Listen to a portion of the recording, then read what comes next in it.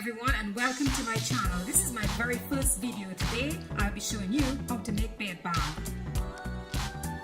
The ingredients for this recipe is as follows: beeswax, shea butter, argan oil, coconut oil, grapeseed oil, jojoba oil, vitamin E, patchouli, essential oil, mango cilantro, fragrance. Let's get started. This is the first step. I'm getting ready to melt down the shea butter with the beeswax. As you can see guys, the shea butter has melted down nicely with the beeswax. Now we're going on to the second step. That is adding the oils. This is what it looks like now that the oils have blended with the shea butter. I'm now ready to put it into the containers. The beard balms are cooling down right now. I've managed to make 28.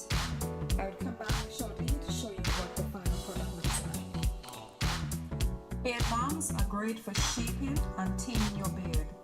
They can also help to strengthen and moisturize your beard. This is what the final product looks like, and the smell is amazing guys.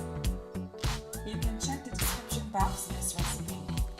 Remember to like, subscribe, click the notification button if you'd like to see more videos. Thanks for watching. Bye!